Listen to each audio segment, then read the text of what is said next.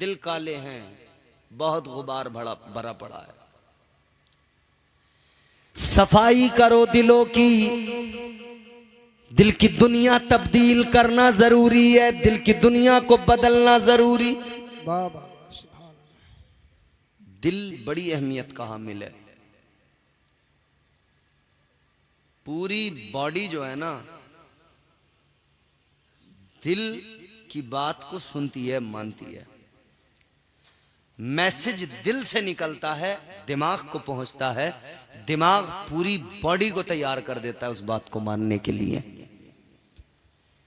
समझ रहे हैं आप बात मेरी?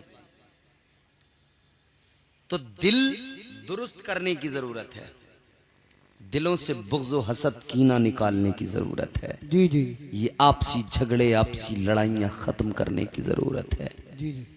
आपसी मामलात, आपसी मामलात, बैठो बैठो बैठो, आपसी मामलात दुरुस्त करने की जरूरत है। अच्छा, लड़ाइयां हमारी किन बातों की हैं? सुनो, इधर देखो। ये मैं इसलिए इस पे ज्यादा जोर दे रहा हूं कि आजकल हमारा सबसे बड़ा मसला ये है कि हम आपस में बहुत ज्यादा उलझे हुए हैं।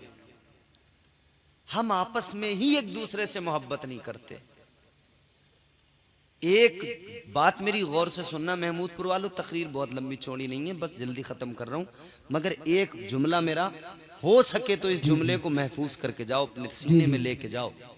और वो जुमला ये है, सुन्नी उलमा की नई तकरीर, नाते पाक, मनकवत बयानात सुनने के लिए वीडियो को लाइक करें, चैनल को सब्सक्राइब करें, बेल आइकन को दबाकर ऑल के बटन पर प्रेस करना ना भूलें। अगर आप लोग चले भी जाएंगे ना तो ये हमारे चैनल वाले नहीं जाएंगे, ये पूरा रिकॉर्ड करके जाएंगे। तो आप नहीं भी सुनोगे तो ये तो सुन ही लेंगे हमें, लेकिन आपसे हमें तवक्को है कि इंशाअल्लाह आप सुनेंगे। सुनेंगे इंशाअल्लाह?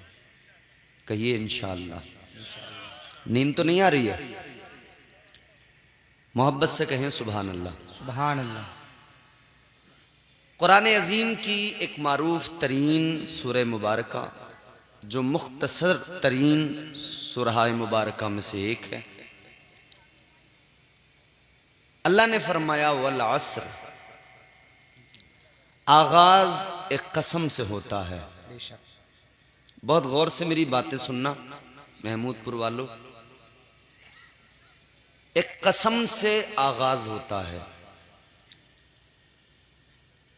हमारे यहां अतीक भाई, लोग बात बात पे कसम खाते हैं। महमूदपुर की मार्केट बहुत अच्छी है, सिरसी को पीछे छोड़ दिया है। दुकानदार अपनी दुकान पे बैठा होता है, जरा सा सौदा फंसा के उसने झट कसम उठा ली। जी, बाजार में खड़े हैं, जानवर खरीद रहे हैं, व्यापारी झट 2 मिनट नहीं लगते कसम फौरन खा लेता है। क्यों आखिर कसम की जरूरत पड़ती है? क्या वजह होती है?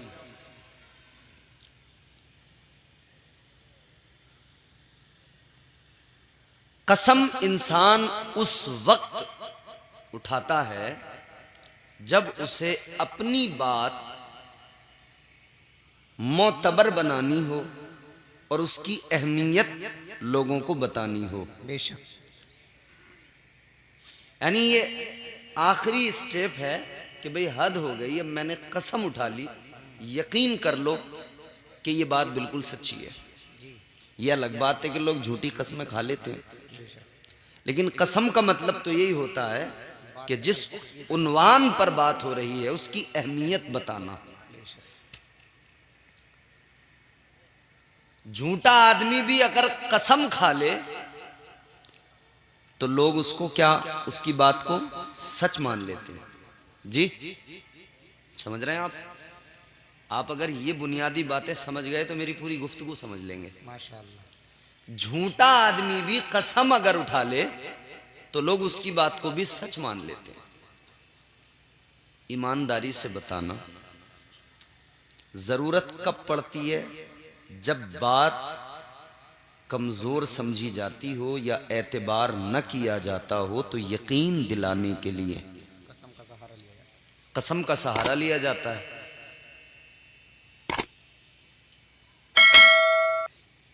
अल्लाह की बारगाह में अर्ज करो, मौला तुझसे बढ़कर सच्चा कोई नहीं,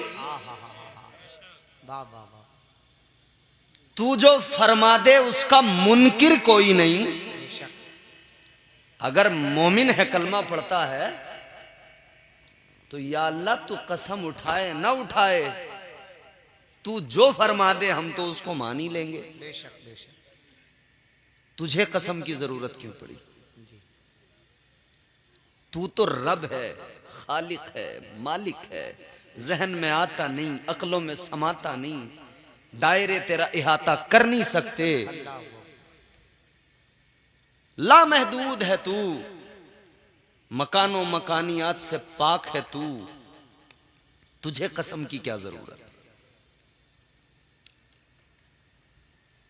तुझे कसम की क्या जरूरत? यहां पर मुफस्सिरीन इकराम फरमाते हैं कि अल्लाह ताला ने कुरान मजीद में जहां जहां भी कसमों को याद किया, वहां इसलिए नहीं कि रब की बात पर कोई यकीन नहीं करेगा इसलिए अल्लाह को कसम की जरूरत नहीं, हरगिज नहीं। वजह यह है कि अल्लाह बंदों को यह बताना चाहता है कि अब जो तुमसे बात हो रही है इस पर पूरी तवज्जो रखना और इस उन्वान की अहमियत को गौर से समझ लेना। यह बहुत अहम बात है, खबरदार करने के लिए, होशियार करने के लिए। अब यहां कसम किस चीज की उठाई? फरमाया वल असर, जमाने की कसम। बेशक। जमाना वक्त को कहते हैं, वक्त बड़ी अहम चीज है। आप अपने घर से आए, जलसे में बैठ गए, 2-4 घंटे का वक्त आपने यहाँ लगाया, ये बहुत अहम वक्त था, लेकिन आपने इस अहम वक्त को उससे भी ज्यादा अहम काम में लगा दिया, यानी अल्लाह और उसके रसूल के जिक्र में लगा दिया। सुभान अल्लाह सुभान अल्लाह। आमतौर पे तो लोग ये 2-4 घंटे यूं भी बिलुमूम 12 से 1 बजे तक लोग मोबाइल में ये वक्त गुजार ही देते हैं, सही बात। लेकिन वहाँ वक्त बर्बाद होता है, यहाँ वक्त कामयाब हो गया है। बेशक बेशक। अब ये सूरह मुबारका सुने और इसको पूरी तरह समझने की कोशिश करें। परवरदिगार आलम खालिक़े कायनात रब्बे लम यज़ल व ला यज़ाल ने कुरान मजीद में ऐलान फरमाया, वल अस्र, जमाने की कसम। मैंने बताया जमाना वक्त को कहते हैं, तो जमाने की कसम इसलिए, वक्त की कसम इसलिए।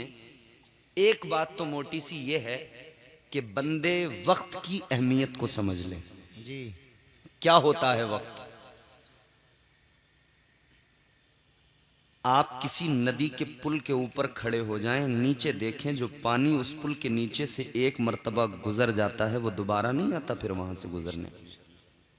वक्त का चरखा चल रहा है, जो गुजर गया सो गुजर गया। सुबह मगरूर को ये शाम भी कर देता है, शोहरतें छीन के गुमनाम भी कर देता है। वक्त से आंख मिलाने की हिमाकत न करो, वक्त इंसान को नीलाम भी कर देता है। वक्त वक्त है। ताजदार मदीना वालिए कायनात मुस्तफा जाने रहमत के प्यारे दीवानों, वक्त की अहमियत को जानो। वक्त का चरखा चल रहा है, वक्त अपनी रफ्तार से आगे बढ़ता जा रहा है। ये जो जिंदगियां सांसों के जरिए आगे बढ़ रही हैं, इसको ये ना समझा जाए कि हम बड़े हो रहे हैं, बल्कि इसको इस तरह से देखो कि जिंदगियां घटती जा रही हैं। जिंदगियां अजीजाने गिरामी वकार, वक्त तो वक्त है, गुजर जाएगा, लेकिन वक्त गुजरने के बाद में उस वक्त का एहसास बाकी रहता है, वो वक्त याद रहता है। वक्त का अगर सही इस्तेमाल हो गया तो आदमी समझ लेता है मेरा वक्त बर्बाद नहीं हुआ। अगर गलत इस्तेमाल हो गया तो उस वक्त को याद करके इंसान रोता रहता है, काश मैंने ऐसा किया होता, ऐसा किया होता। मगर आज इस दौर में हम पिछले वक्त को अगर रोते भी हैं तो किन बातों पर? हम इन बातों पर रोते हैं, कहीं मार्केट बनी तो हम कहते हैं कि ये तो बड़ी सस्ती जमीन थी 10 साल पहले, जमीन का मालिक मुझसे कह रहा था खरीद लो, मैंने नहीं ली, वक्त गुजर गया, महंगी हो गई। मैंने एक कारोबार शुरू किया था मगर मुझे उस कारोबार में कोई इंटरेस्ट नहीं था, लगाव नहीं था, दिलचस्पी नहीं थी, मैंने छोड़ दिया उसे। काश उसे पकड़ के रखता, आज तरक्की कर जाता। हम अगर गुजरा वक्त याद भी करते हैं तो इस लिहाज से याद करते हैं, प्लाट निकल गया यार, बड़ा अच्छा था, जरा सा मैं ढील न डालता तो मुझे मिल जाता। जमीनों के लिहाज से, दुकानों के लिहाज से, कारोबार के लिहाज से वक्त को याद करके रोने वालों, इतना जान लो जमीनें इधर रह जाएंगी, प्लाट इधर रह जाएंगे, दुकानें इधर रह जाएंगी। अगर गुजरे वक्त पर अफसोस करना है तो उस पर किया करो कि वक्त था, नमाज पढ़ सकता था, लेकिन मेरी ये सुस्ती थी कि मैंने वक्त गुजार दिया, नमाज नहीं पढ़ी। उस वक्त पे रोया करो, उस गुजरे वक्त पे अफसोस किया करो। अफसोस करना है तो उस पे किया करो। मैंने 4 घंटे मोबाइल में बेवजह बेहुदा बातों में गुजार दिए, काश मैं इस वक्त में अल्लाह के कुरान की तिलावत कर लेता, दिल को भी सुकून मिल जाता, नामे आमाल में भी सवाब लिख दिया जाता।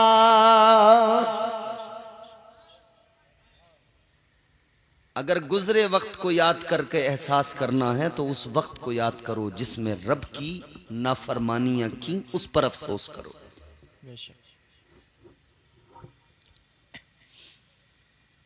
अच्छा, वक्त मैंने अर्ज किया ना, जमाना तो मुफस्सिरीन इकराम फरमाते हैं कि जमाने की कसम जो है ना, ये तो यहां सवाल ये पैदा होता है, ये जमाना कौन सा है जिसकी कसम है? सुन लो गौर से, थोड़ा सा 2-4 बातें अगर सुन लोगे तो काम की रहेंगी। है कौन सा जमाना ये जिसकी कसम अल्लाह ने याद की?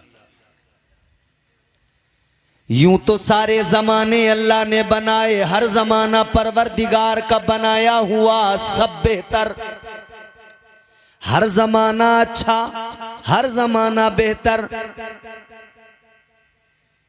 मगर एक जमाना बड़ा खास। सारे जमाने अल्लाह ने बनाए सब बेहतर, मगर वो जमाना जो मेरे मुस्तफा का जमाना, वो जमाना जो इमामुल अंबिया का जमाना, वो जमाना जो ताजदार मदीना का जमाना, अल्लाह अल्लाह, वो जमाना बड़ा बेमिसाल जमाना। अब ये सोचना पड़ेगा वो कौन सा जमाना है। तो यहाँ पर भी हमारे उलमा फरमाते हैं, मेरे मुस्तफ़ा के लिए जमानों की कैद ना लगाओ, बल्कि यूं कह दो हर जमाना मेरे हुजूर का है। ये सारे जमाने मेरे हुजूर के ज़माने हैं, मगर एक ज़माना ख़ास, वो ज़माना कि जब मेरे आका ने ज़ाहिरी ज़िंदगी इस दुनिया में गुजारी, वो ज़माना क्या ज़माना था? अल्लाह अकबर कबीरा। एक वो ज़माना याद आता है जब मेरे आका के कदमों को मदीने की गलियां बोसा दिया करती थी। वो ज़माना भी क्या ज़माना था जब मदीने के दरो दीवार मेरे मुस्तफ़ा की ज़ियारत किया करते थे। वो ज़माना भी क्या ज़माना था जब सिद्दीक़ अकबर आका की बारगाह में बैठे हुए होते थे। वो ज़माना भी क्या ज़माना था जब आका की बारगाह में सहाबा की अंजुमनें लगती थी। वो ज़माना भी क्या ज़माना था। अल्लाह अल्लाह, जब मेरे मुस्तफ़ा की बारगाह में सहाबा मौजूद है और बुलबुल सिदरा ज़मीन पे आ रहे हैं, फरिश्तों के सरदार ज़मीन पे आ रहे हैं।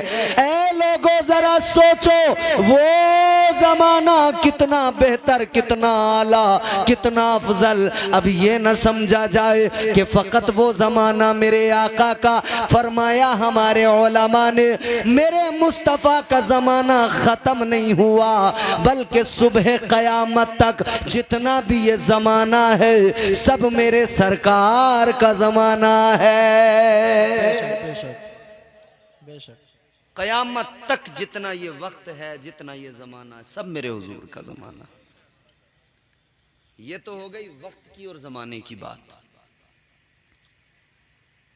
अल्लाह ने ज़माने की कसम याद की, महबूब के ज़माने की बिलखुसूस। क्यों? मौलाना मुहम्मद मुबारक वसल्लम सल्लल्लाहु अलैहि या रसूलल्लाह सल्लल्लाहु तआला अलैहि वसल्लम। काफ़ी लोग अंधेरा का फ़ायदा उठा के निकल गए। जाने वाला तो खैर उजाले में भी नहीं रुकता, मगर अंधेरे में जाना अच्छी बात नहीं है। आदमी उजाले में करे अपना काम। पसे पर्दा जो काम होता है वो होता खतरनाक है। कई बार पसे पर्दा लिहाज के चक्कर में काम होते हैं। खैर, जो गए सो गए, जो हैं सो हैं, जो हैं वो सुन लें। तो मैंने अर्ज किया, ज़माना, हर ज़माना मेरे हुजूर का है। बेशक बेशक। अल्लाह ने फिर ज़माने की कसम याद की और फिर आगे अल्लाह ने फरमाया, इन्नल इंसान लफ़ी खुस्र। बेशक। कुरान कहता है बेशक इंसान घाटे में है। अल्लाह। यहां मुसलमान के लिए नहीं कहा गया, इंसान के लिए कहा गया। परवरदिगारे आलम खालिक़े कायनात ने तमाम इंसानियत के लिए फरमाया, बेशक इंसान घाटे में है, खसारे में है, नुकसान में है। महमूदपुर वालों, बात खसारे की हो, घाटे की हो, नुकसान की हो, क्या समझोगे? कौन सा नुकसान, कौन सा घाटा? कारोबार में, माल में, फसल में, किस चीज में नुकसान? आप सोच सकते हैं हमारा कारोबार तो बड़ा अच्छा चल रहा है, हम क्यों नुकसान में?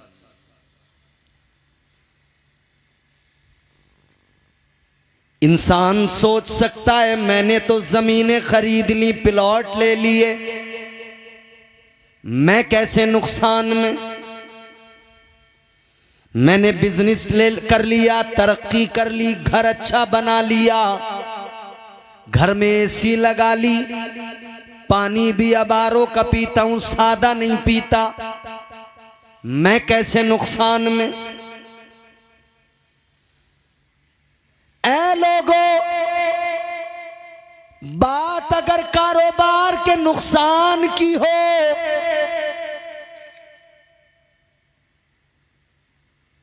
तो इंसान समझ सकता है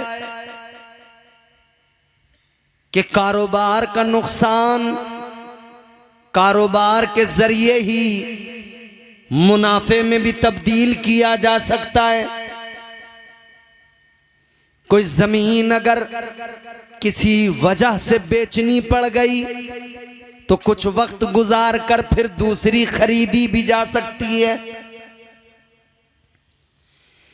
याद रखना, यहां कारोबार के नुकसान की बात नहीं, जमीन दुकान मकान के नुकसान की बात नहीं, बल्कि वो असल नुकसान कि जो मुसलसल हो रहा है वो असल घाटा, जो मुस्तकिल हो रहा है वो असल खसारा, कि जिस खसारे में हम होकर भी समझने को तैयार नहीं कौन सा वो खसारा है, कौन सा वो नुकसान है। अल्लाह का कुरान इंसानों को मिजाज देता है, ऐ इंसानों वो नुकसान माल का नहीं है, वो इंसानियत की कदरों का नुकसान है। वो तेरे कारोबार का नुकसान नहीं, वो तो अखलाक का नुकसान है, किरदार का नुकसान है।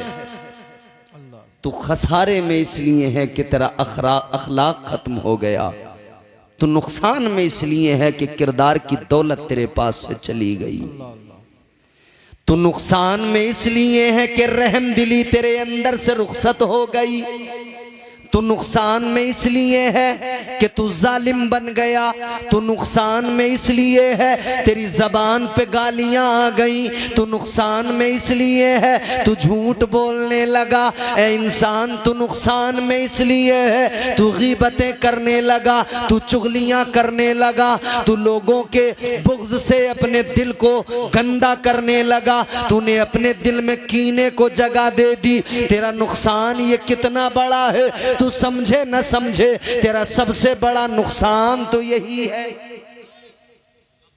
इससे बड़ा क्या नुकसान होगा कि इंसानियत मर जाए, इंसानियत दम तोड़ दे। क्या आज आप देख नहीं रहे हैं कुछ तो खून के बाजार लगे हुए हैं। इससे बड़ा नुकसान क्या होगा। जमीन के एक छोटे से टुकड़े के लिए भाई अपने भाई को मारने को तैयार है। इससे बड़ा नुकसान क्या होगा। बंटवारा हुआ खेत का, एक बालिश्त का झगड़ा था। एक बालिश्त का झगड़ा इतना बड़ा कि कोर्ट कचहरी तक बात चली गई। और कितना नुकसान करोगे। अल्लाह अल्लाह। क्या ये कम नुकसान है। मगर हम इस नुकसान को नुकसान ही नहीं समझ रहे। इंसान सिर्फ नुकसान कारोबार वाले को समझता है कि कारोबार में नुकसान हो गया। याद रखना सबसे बड़ा नुकसान ये है आजकल दुनिया में आदमी तो बहुत मिलते हैं, इंसान कम मिलते हैं। इंसानियत सिसक रही है, बिलक रही है। वरना आप खुद सोचो, क्या कभी आपने ऐसा तसव्वुर किया था कि बर्बादियों के भी जश्न मनाए जाते हों। बोलो। इंसानियत तो ये है कि इंसान इंसान के साथ हमदर्दी रखे, उसके अच्छे बुरे में शरीक हो जाए, गम खुशी में एक दूसरे के साथ शरीक हो। ये तो है इंसानियत। अजीजा ने गिरामी वकार, ये इंसानियत दम तोड़ चुकी है।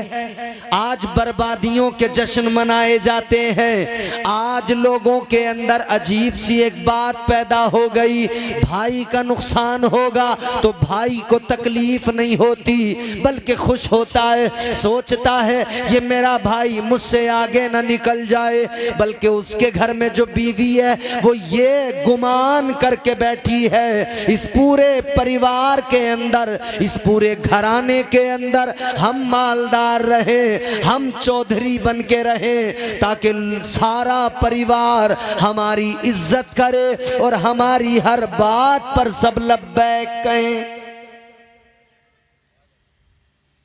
घर से लेके बाहर तक यही हाल है। कितनी कमजोर हुई इंसानियत।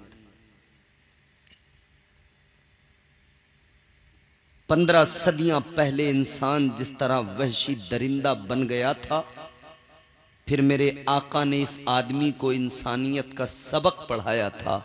ये इंसान 15 सदियों के बाद फिर वो सबक भूलने लगा, फिर वही जालिम बन गया।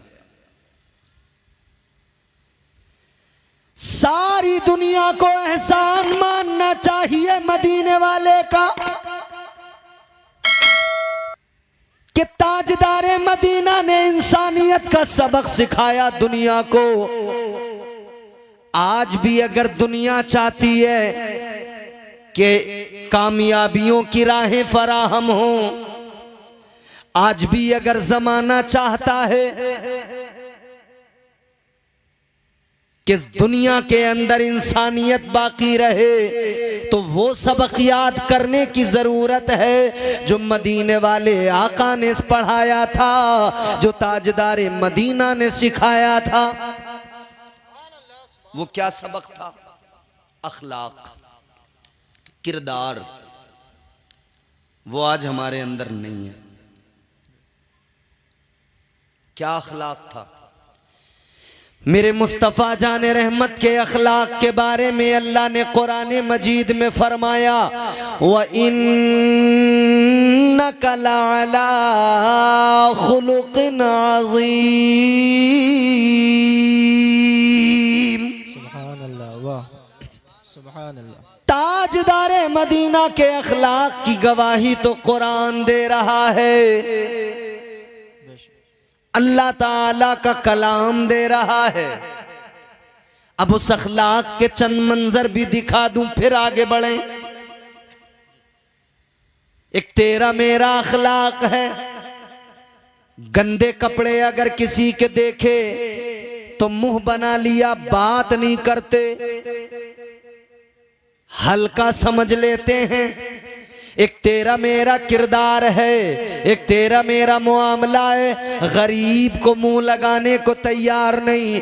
एक मदीने वाले आका का किरदार था। अजीजा ने गिरामी वकार ताजदारे मदीना ने मक्के की सरजमीन पर सबसे पहले गरीबों को सीने से लगाया है। नारे तकबीर, नारे रिसालत, उलमाए सुन्नत, हजरत अल्लामा कारी इम्तियाज बरकाती साई किबला जिंदाबाद जिंदाबाद। हुजूर ने तो सबसे पहले गरीबों को सीने से लगाया। अच्छा, एक बात बताता हूं मैं आपको। जी जी। कमजोर आदमी को हर दौर में दबाया गया है, ये कुछ नया नहीं है। जी। आज भी दबाया जाता है क्योंकि आसान होता है कमजोर को दबाना। सामने मुकाबले में कमजोर हो तो उसको दबाना आसान होता है। जी जी। कमजोर पे जुल्म करना बहादुरी नहीं होता, बल्कि कमजोर पे जुल्म करना बुज़दिली होता है। जी जी जी। ऐ लोगों, इतना जान लो, इस्लाम ने मुसलमान को बुज़दिल नहीं बनाया। मुस्तफ़ा की तालीमात ने मुसलमान को बुज़दिल नहीं बनाया, बहादुर बनाया है। और बहादुर का मतलब ये होता है कि वो कमज़ोरों का साथ दे। ऐ लोगों, सही मानों में बहादुर उसको कहते हैं जो कमज़ोरों का साथ दे, गरीबों का हामी बन जाए, गरीबों का मददगार बन जाए। सुभान अल्लाह, सुभान अल्लाह, जिंदाबाद जिंदाबाद। इससे बड़ी बहादुरी क्या होगी? अब हुजूर का अखलाक देखो। एक औरत थी, पागल थी, गालियां देती थी लोगों को। जिस तरफ से निकलती थी, गुजरती थी ना, तो लोग कहते थे ये रोकेगी, डिस्टर्ब करेगी, गालियां देगी, तो लोग अपना रास्ता बदल लिया करते थे। जी। इतनी बदतमीज, इतनी बेलिहाज, रास्तों के अंदर लोग जब देखते कि सामने से आ रही है, रास्ता बदल दिया करते थे। मगर लोगों, एक दिन ऐसा भी है, तारीख बताती है, वो औरत एक रास्ते में है, उसी रास्ते से मुस्तफ़ा जाने रहमत का गुजर हो रहा है। वाह वाह वाह, सुभान अल्लाह, सुभान। दिल चाहे तो बोल दें सुभान अल्लाह। सुभान अल्लाह, सुभान अल्लाह। वो भी उसी रास्ते से आ रही है, आका भी उसी रास्ते से जा रहे हैं। अल्लाह अल्लाह, मेरे आका ने उसको देखा, उसने आका को देखा। सुभान अल्लाह, सुभान। अच्छा, उसका तो मामला था ही कि वो परेशान करती थी। उसने सोचा कि आज चलो इनको परेशान करते हैं। आगे बढ़ी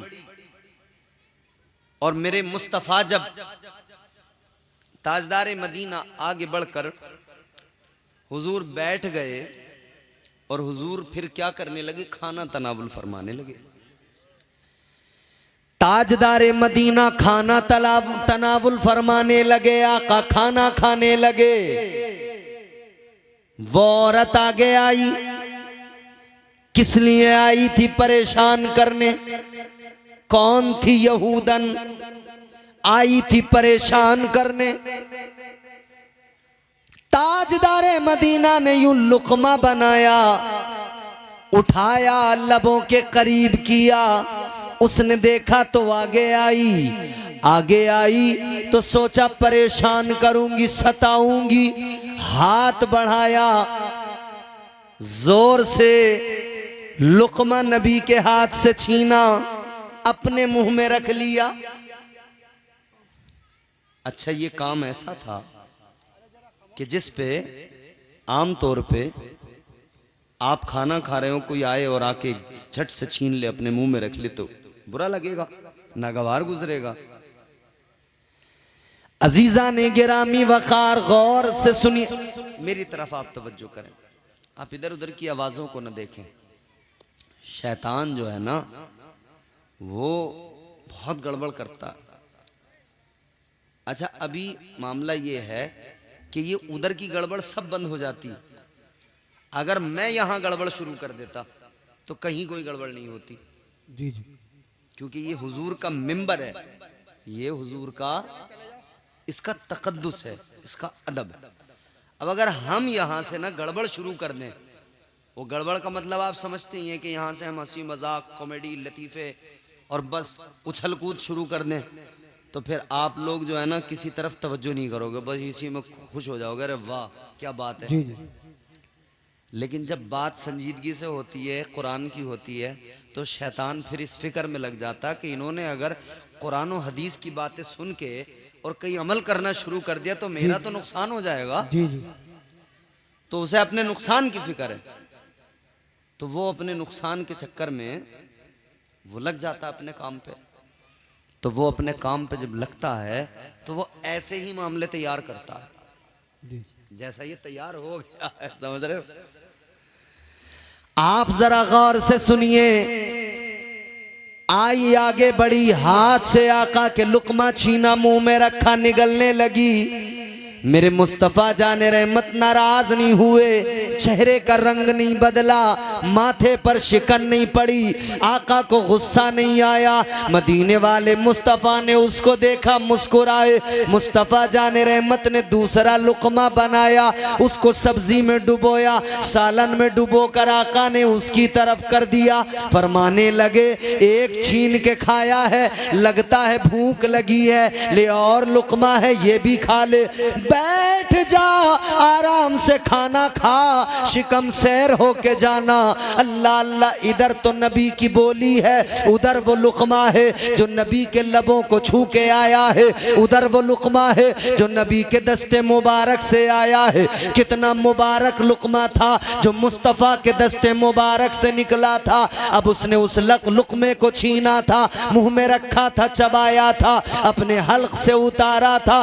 वो समझ रही थी ये रोटी का लुकमा हलक से उतरा है, लेकिन उसे पता नहीं था उस लुकमे के जरिए ईमान दिल में उतर गया है। वाह वाह वाह, सुभान अल्लाह। ताजदारे मदीना ने अखलाक के जरिए लोगों को मुतासिर किया। मुस्तफ़ा के अखलाक ने लोगों को अपना बनाया। आका के अखलाक की ही वजह थी। एक बात मुझे बताओ, महमूदपुर का सबसे बड़ा मालदार आदमी यहाँ के गरीब आदमी को डरा कर कह दे कि सुन, मेरी मर्जी के खिलाफ न करना, जी जी, वरना अंजाम बुरा होगा, तो वो गरीब आदमी डरेगा कि नहीं डरेगा? उसके खिलाफ तो नहीं जाएगा कि अगर मैं इसके खिलाफ गया तो ये चौधरी है, सरदार है, मारेगा, फंसा देगा, जुल्म करेगा। जी जी, मक्के के चौधरियों ने भी तो यही किया था, मक्के के सरदारों ने भी तो यही किया था। उन लोगों ने मक्के के गरीबों को डराकर कहा था, खबरदार कलमा न पढ़ लेना वरना तुम्हारी जान ले लेंगे, बर्बाद कर डालेंगे, बहुत मारेंगे, जुल्म करेंगे। तो उनको डर जाना चाहिए था। कौन सी चीज थी जिसने उनके सीनों से डर निकाल दिया? कौन सी चीज थी जो उन्हें आका के करीब ले गई? एक ही चीज थी, वो फकत मुस्तफा का किरदार था। बाबा सुभान अल्लाह सुभान अल्लाह जिंदाबाद। और हमारा किरदार, हमारा मामला क्या कह रही है आबे? जी जी सीधा यहीं से शुरू होते हैं हम। क्या ज्यादा दिमाग खराब हो रहा है तेरा? किससे कह रहे हैं? अपने ही भाई से, जी जी अपने ही पड़ोसी से, अपने मोहल्लेदार से। और मुसलमानों, खास तौर पे मैं अपनी कौम की, कौम मुस्लिम की अगर बात करूं ना, ये कौम बावली हो गई। जी अकल यू ऐसा लगता है जैसे अकल मारी गई। भाई ये समझ में नहीं आता कि सारी दुनिया तो तुम्हें मार ही रही है, फिर तुम अपनों को क्यों मार रहे हो? जी जी वो क्या कम है? भाई भाई से झगड़ा कर रहा है, छोटी सी लड़ाई हुई, 100 नंबर लगाया, मिनट 2 से 5 लगे, पुलिस दरवाजे पे। अब झेलो, किसका नुकसान है? इसका गया तब तेरा गया, उसका गया तब इसका गया, दोनों बिलाखिर भाई ही हैं, अपना ही गया जैसे भी गया। जरा सी बात हुई तो धमकियां देने लगे, एक दूसरे पे तैयार हो गए, मारपीट करने को उतारू हो गए। क्या मिलेगा? पहले जरा पीछे पलट के देखो, ताजदारे मदीना के गुलामों की जिंदगियां देखो। एक मेरे आका के गुलाम थे, अल्लाह अकबर, जब एक दूसरे से मिलते थे तो एक दूसरे को आंखें नहीं दिखाते थे। एक दूसरे से जब मिलते थे, एक दूसरे के लिए दिलों में गंदगी नहीं होती थी, दिल साफ होते थे। और जब मिलते थे मोहब्बत से मुस्कुरा के मिलते थे। वाह बाबा सुभान अल्लाह सुभान अल्लाह। यहां दिल काले हैं, काले हैं दिल, है नुकसान। दिल काले हैं, बहुत गुबार भरा पड़ा है। सफाई करो दिलों की, दिल की दुनिया तब्दील करना जरूरी है, दिल की दुनिया को बदलना जरूरी। वाह बाबा सुभान अल्लाह। दिल बड़ी अहमियत का हामिल है। पूरी बॉडी जो है ना, दिल की बात को सुनती है, मानती है। मैसेज दिल से निकलता है, दिमाग को पहुंचता है, दिमाग पूरी बॉडी को तैयार कर देता है उस बात को मानने के लिए। समझ रहे हैं आप बात मेरी? तो दिल दुरुस्त करने की जरूरत है, दिलों से बुग़्ज़ व हसद, कीना निकालने की जरूरत है। जी जी ये आपसी झगड़े, आपसी लड़ाइयां खत्म करने की जरूरत है। जी जी आपसी मामलात, आपसी मामलात, बैठो बैठो बैठो, आपसी मामलात दुरुस्त करने की जरूरत है। अच्छा, लड़ाइयां हमारी किन बातों की हैं? सुनो, इधर देखो। ये मैं इसलिए इस पे ज्यादा जोर दे रहा हूं कि आजकल हमारा सबसे बड़ा मसला ये है कि हम आपस में बहुत ज्यादा उलझे हुए हैं। हम आपस में ही एक दूसरे से मोहब्बत नहीं करते। एक बात मेरी गौर से सुनना महमूदपुर वालों, तकरीर बहुत लंबी चौड़ी नहीं है, बस जल्दी खत्म कर रहा हूं, मगर एक जुमला मेरा हो सके तो इस जुमले को महफूज करके जाओ, अपने सीने में लेके जाओ। और वो जुमला ये है, हाँ वो जुमला ये है कि जब, बहुत गौर से सुनना मेरी बात, जी जी जब हम अपने भाई से मोहब्बत नहीं कर सकते तो फिर यह भी उम्मीद छोड़ दो कि दुनिया हमसे मोहब्बत करेगी। वाह वाह। जब हम अपने भाई के साथ इंसाफ नहीं कर सकते तो ये उम्मीद भी छोड़ दो ये दुनिया हमारे साथ इंसाफ करेगी। जी जी जी जी। पहले खुद मुंसिफ बनो, पहले खुद इंसाफ करो, वाह। पहले खुद आदिल बनो। जी जी। अपने रिश्तेदारों से कर्ज लिया, मार के बैठ गए, कहीं ना कहीं तो निकलेगा, फिर रोते हो हैं? भाई का हिस्सा मार लिया, भाई की जायदाद में जो बनता था नहीं दिया, तो उठाना तो पड़ेगा नुकसान कहीं ना कहीं। याद रखना, जब अपनों को सताओगे, अपनों को दबाओगे, तो ये भी जान लेना तुम्हें भी दबाने कोई ना कोई आएगा, तुम्हें भी सताने कोई ना कोई आएगा। फिर जब वो सताने आएगा, वो दबाने आएगा, फिर दाएं बाएं देखोगे, फिर कोई साथ देने वाला अपना अपने आसपास में नजर नहीं आएगा। वाह वाह वाह, सुभान अल्लाह। क्या जमाना आ गया, संजीदगी खतरे में है, खुदनुमाई का चलन है, सादगी खतरे में है, सर छुपाती फिर रही है आबरू इस दौर में, या इलाही कर मदद पाकीज़गी खतरे में है। जब से कम ज़र्फ़ों की आमद मैं कदे में हो गई, रो रहे हैं जामो मीना मैं कशी खतरे में है। बाबा नारे तकबीर, नारे रिसालत। वक्त नहीं है ना रोका। तो खतरे में तो बहुत सारी चीजें हैं, इस खतरे से बाहर निकलना है। जी जी। हर खतरे का हल एक है, हर नुकसान, हर खसारे को उससे बाहर निकलने का एक हल है। जी जी। अच्छा, मैं अगर खसारे पे नुकसान पे बात करने लगूं तो बहुत लंबी बात निकल जाएगी, वक्त इजाजत नहीं देता। 1 बज गया, खत्म ही कर। घड़ी तो गलत चल रही है। 1 बजने में 6 मिनट। हाँ, 1 बजने में 5-6 मिनट है। अब मेरा ख्याल वक्त हो गया, काफ़ी बात यहीं हमें ख़त्म कर देनी चाहिए, मगर ये लुब्बे लुबाब आप तक पहुँचाए देता हूँ। खसारे पे बात करने जाएं तो बात दूर तक जाएगी, लंबी जाएगी, मगर बात यहाँ पे ख़त्म कर लेनी चाहिए कि तमाम किस्म के नुकसानात, तमाम किस्म के खसारे, उनका हल वो भी हमें कुरान ने बताया है। भाई, इंसान बीमार हो जाए तो बीमारी है तो उसका इलाज भी है कि नहीं? बीमारी है तो इलाज भी है। जी जी।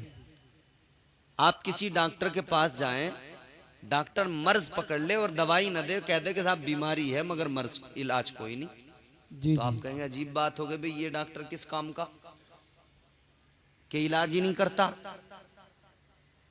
मर्ज कोई भी हो उसके साथ उसका इलाज भी होना चाहिए। कुरान ने बीमारियां भी बताई, उनके इलाज भी बताए। परवरदिगारे आलम ने फरमाया वल असरी इन्नल इंसान लफी खुस्र।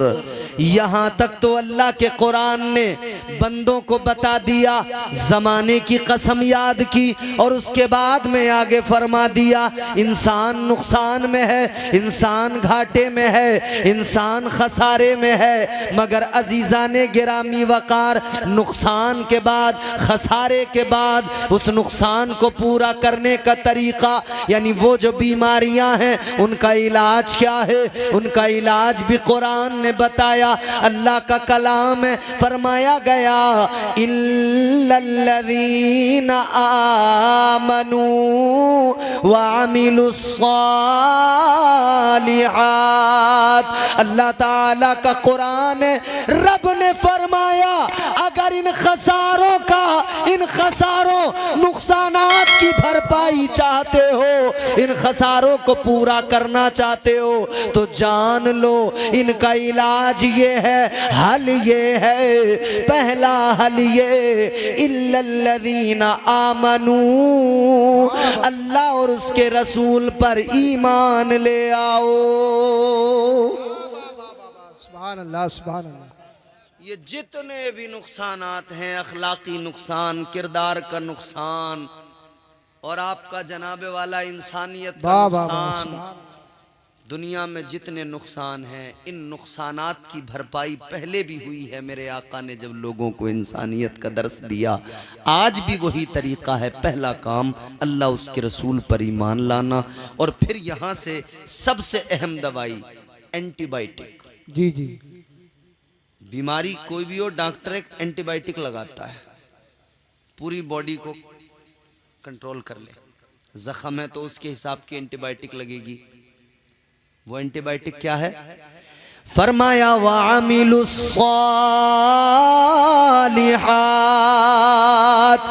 ए लोगो, ईमान तो ले आए मगर अल्लाह आलिमुल गैब व शहादा, परवरदिगार जानता था ईमान होने के बावजूद भी बंदों में ये खराबियां आएंगी, तो इन खराबियों से बचना कैसे है, इन नुकसानात से दूर कैसे रहना है और नफे का काम कैसे होना है। तो फरमाया नेक आमाल करो, नेक आमाल करोगे ये वो एंटीबायोटिक है जो तुम्हें हर किस्म की गुनाहों की बीमारी से बचाएगा। नेक आमाल करो, हर किस्म की गुनाहों की बीमारी के लिए एंटीबायोटिक है। नेक आमाल सहाबा ने किए। हजरत सिद्दीक अकबर की जिंदगी देखो, है क्या इबादतें थी। यहां तो 4 सजदे किए, नमाजी बगलें उठा के चलने लगा। फिर बेनमाजी को तो वो समझता ही कुछ नहीं। सजदे करने वाला भी मगरूर है तो नमाजें छोड़ने वाला भी उस पे ताने कस रहा है कि ये देखो नमाज पढ़ते हैं तो बड़ा इतराते हैं। अबे वो पढ़ता तो है, तू तो पढ़ता ही नहीं है। ज़कात देने वाला ज़कात दे के इतराता है, साल भर बताता है मेरी तो इतनी बनती है, इतनी देता हूं। अगर किसी अमल में रियाकारी दिखावा आ जाए तो अमल खत्म हो गया। अमल दिखावे के लिए नहीं होते, अल्लाह के लिए होते हैं। दिखावे के लिए नहीं होते, जी जी। अल्लाह के लिए खुलूस के साथ में। जी जी। ये हमारे भाई ने हमें पर्चा दिया कि गौसे पाक का वाकया सुनाइए। जी। गौसे पाक की जिंदगी का सबसे बड़ा वाकया जानते हो क्या है? करामत अलामत है विलायत की, लेकिन मुकम्मल मेयारे विलायत नहीं है। सही साहब क़िबला ने भी फरमाया था, जानते हो सबसे बड़ी करामत एक वली की क्या होती है?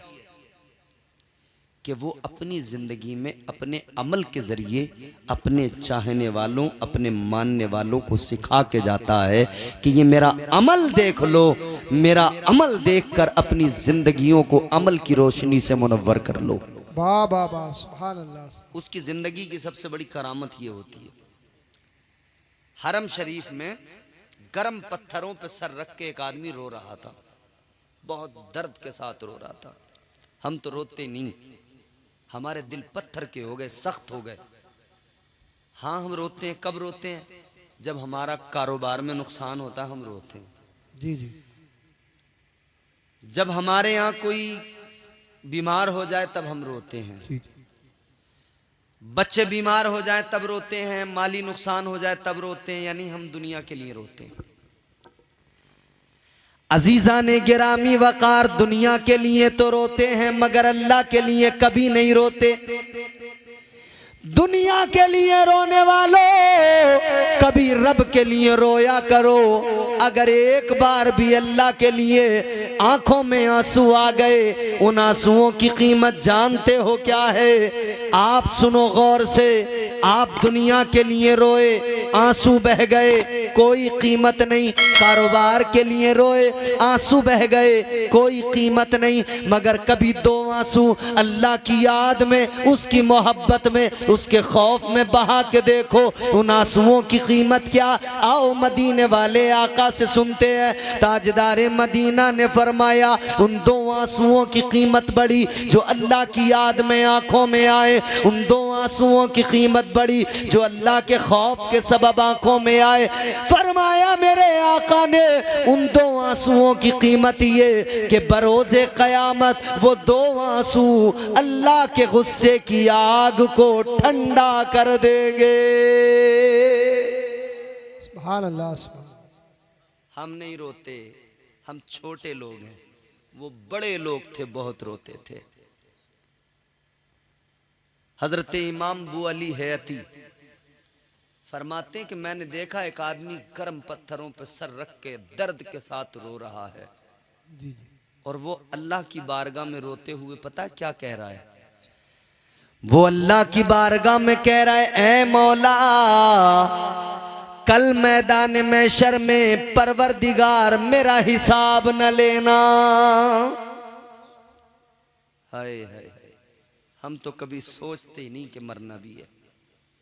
जानते तो हैं मरना है, मगर फिक्र नहीं कि हमें मरने के बाद में अल्लाह को मुंह दिखाना है, अल्लाह की अदालत में खड़े होना है। कोई मुकदमा लग जाए दुनिया में तो अदालत का बहुत डर रहता है। एक वकील करते हैं कि भैया निकालो, बचाओ, फंस न जाए, जेल ना हो जाए। दुनिया की अदालतों से डरने वालों, एक बात जान लेना, एक सबसे बड़ी अदालत है, वो मेरे रब की अदालत है। इन अदालतों में अगर सजा भी हो गई, 2, 4, 10, 5 साल, 20 साल की सजा हो जाएगी, लेकिन वहां अगर सजा हो गई, वो इतनी लंबी सजा है कि वो खत्म नहीं होती।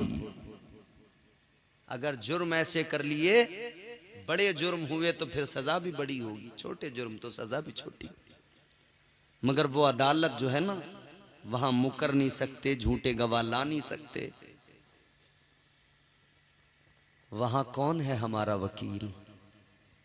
यहां महंगे से महंगा वकील, बड़े से बड़ा वकील। सुप्रीम कोर्ट के वकीलों की फीस सुन के खान खड़े होते हैं, इतनी महंगी फीस। मगर अल्लाह की अदालत में वकालत किसकी है? किसकी मजाल जो अल्लाह की अदालत में खड़े हो के बोल सके? वकालत चलेगी तो फकत आमिना के लाल की चलेगी। बाबा, सुभान अल्लाह, सुभान अल्लाह। जिंदा। उनको अपना वकील बना लो और कह दो उनकी बारगाह में रोकर, वो कहो जो आला हजरत ने कहा, मैं मुजरिम हूँ आका, मुझे साथ ले लो। मैं मुजरिम हूँ आका, मुझे साथ ले लो, कि रस्ते में है जा बजा थाने वाले। बाबा बाबा, जिंदाबाद जिंदाबाद। उन्हें अपना बना लो, उनके बन जाओ। जी जी। रोने वाला रो रहा है। जी जी। हाँ मैंने सुन लिया। रोने वाला रो रहा है, कहता है मालिक मेरा हिसाब न लेना। जी जी। महमूदपुर वालों दिल से सुन लेना ये बात। कहता है या अल्लाह मेरा हिसाब न लेना। अगला जुमला तो ऐसा है कि दिल को तड़पा देता है, दिल फट जाता है। जी जी। रोने वाला रो के कहता है ऐ मौला मेरा हिसाब न लेना। या अल्लाह अगर हिसाब लेना जरूरी हो जाए तो यूं करना कि मुझे अंधा कर देना।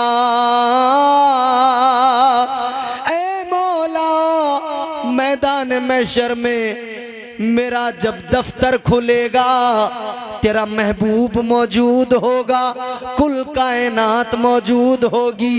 या अल्लाह अगर हिसाब लेना जरूरी हो जाए तो मुझे नाबीना कर देना। इमाम अबू अली हैती कहते हैं कि मुझे लगा कि शायद कोई गुनहगार है जो रो रहा है इतने दर्द के साथ। कहते फिर मैंने देखा वो रोने वाला चीख मार के रोया और बेहोश होके गिर गया। जी इमाम अबू अली हैती कहते हैं मैं आगे बढ़ा, मैंने सोचा जाके देखूं तो जरा कौन है इस दर्द से रोने वाला। अब जुमला अगर दिल को लगे तो बोलना।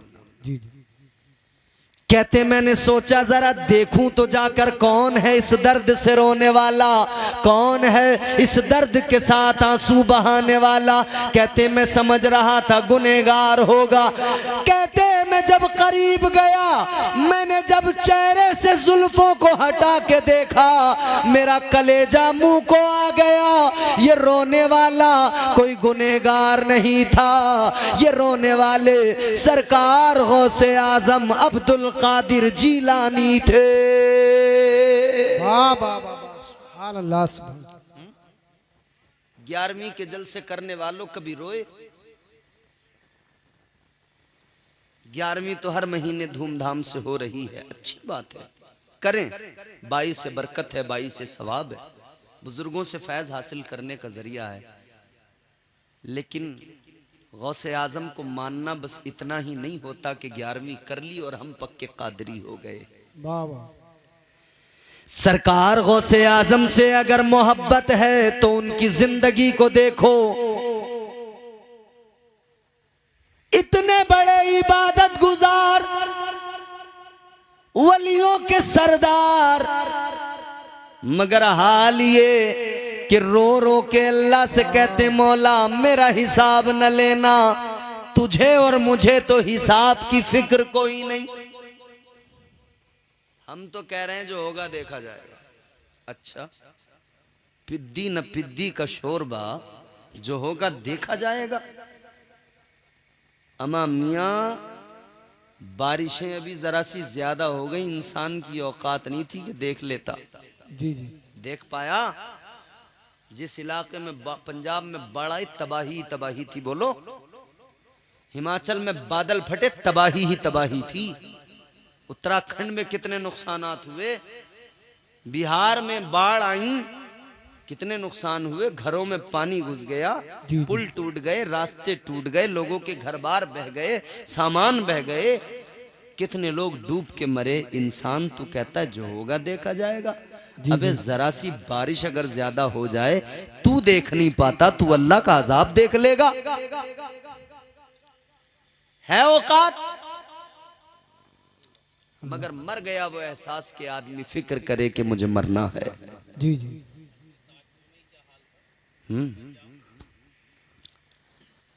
कहने का मतलब ये है कि हम लोग बड़े सेल्फिश हो गए, दुनियादार हो गए। बुजुर्गों के नाम पे लंगर खाने तक के हम उनके सच्चे आशिक हैं। उनके नाम का लंगर तो खाएंगे, मगर उन्होंने जो जिंदगी में पैगाम दिए उन पे अमल बिल्कुल नहीं करेंगे। मेरे दोस्त, आज अमल की जरूरत है, आज अमल की जरूरत है। आज दुनिया तेरी दुश्मन है मुसलमान। तू अगर दुनिया के पंजों से खुद को बचाना चाहता है ना, तो किसी के आगे रोने गिड़गिड़ाने की जरूरत नहीं है। मैं कहता हूं अगर दुनिया वालों के आगे रोग गिड़गिड़ाओगे ना, तो एक को राजी करोगे, दूसरा नाराज, दूसरे को करोगे, तीसरा नाराज। नहीं कर सकते राजी सबको, बस एक को राजी कर सकते हो। तो उस एक को राजी कर लो ना, जिस एक ने सारी कायनात को बनाया है। वाह वाह वाह। क्यों इसे उसे राजी करने में लगे हो? उस एक को राजी करो जिस एक ने सारी कायनात को बनाया है। हमारे चंदा अहबाब की फरमाइश है कि 1-2 शेर पढ़ दिए जाएं। एक शेर पढ़ूंगा, आवाज़ भी मुतासिर है, मुसलसल जलसे हैं, आगे भी बोलना है, तो माजरत के साथ कि हमें कल की भी फिक्र है, परसों की भी फिक्र है। एक शेर पढ़ देता हूं, मतलब तकरीर मेरी मुकम्मल हो गई। अल्लाह अमल की तौफीक दे, मोहब्बत से कहें सुभान अल्लाह। सुभान अल्लाह। तेरे नाम के सहारे वाह वाह वाह वाह, सुभान या रसूल अल्लाह,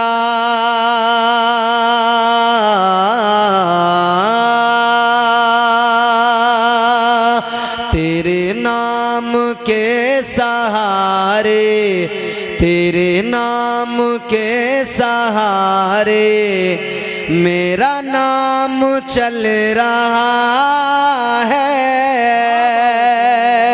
तेरे नाम के सहारे मेरा नाम चल रहा है, तेरे नाम के सहारे मेरा नाम चल रहा है, तेरा नाम ले रहा हूँ आका, तेरा नाम ले रहा हूँ, मेरा काम चल रहा है, तेरा नाम ले रहा हूँ, मेरा काम चल रहा है। एक शेर पढ़ देता हूँ, हमारी अकीदत के हवाले से है। ये नहीं अगर करामत वाह वाह, तो बताओ और क्या है, सुभान अल्लाह। ये नहीं अगर करामत तो बताओ और क्या है, ये नहीं अगर करामत तो बताओ और क्या है, जहाँ जाओ आला हजरत, जहाँ जाओ आला हजरत का सलाम चल रहा है, वाह वाह, जहाँ जाओ आला हजरत का सलाम चल रहा है। चल रहा है, तो यहाँ भी आला हजरत का सलाम चलाए देते हैं। अस्तगफिरुल्लाह रब्बी मिन कुल्लि ज़ंबि व अतूबु इलैहि व मा अलैना इल्लल बलागुस सलाम।